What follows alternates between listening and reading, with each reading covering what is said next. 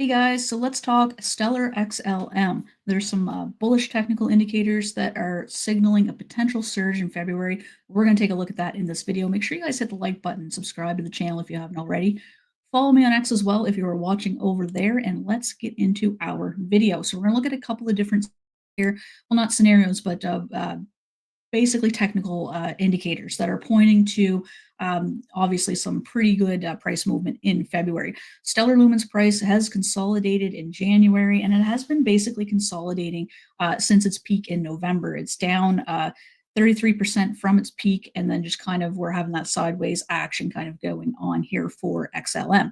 It has formed several bullish patterns, like I mentioned, signaling potential for further gains in February. Phase in December and January formed a part of a bullish pennant pattern. We're going to take a look at that. Why this is a widely recognized continuation signal, and the continuation would be the upward momentum, right? Because it was on an upward trajectory. The bullish breakout typically occurs when the two lines of the triangle approach a convergence, when they come together. And I'm just going to give you an idea of what that might look like. So see here, we can take a look at, it basically touches down here. And so that would be kind of our support here. And then this would be more of our resistance, where this might actually come to, obviously we had our resistance up here. So we're obviously getting to the point of where this thing could potentially take off. Coming to that point in the triangle would be a signal of, hopefully an upward momentum here. So several bullish patterns signaling the potential for further gains. Obviously, the bullish breakout typically occurs when the two lines of the triangle approach the convergence. I think I mentioned that already.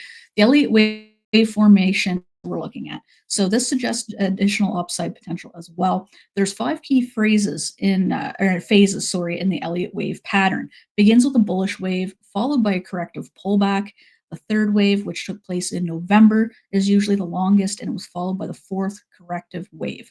And this is based on the structure. Stellar may enter its 5th bullish wave in February. So we can see that here. I wish I could blow this up for you, but I'm not able to. But we can see here, this is the move up we saw, then obviously the correction, another move up, and this was the longest one that we talked about, and then it moved down again, and this is potentially what we'll be getting into in February. So what is really or what are we looking for price action? We'll talk about that here. It's also formed a golden cross. This is where the 50-week and the 200-week moving averages have crossed, and the price remained above these two averages, indicating that bullish momentum still back.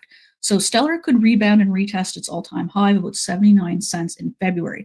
This is a potential 90% increase from the current level where we are at now.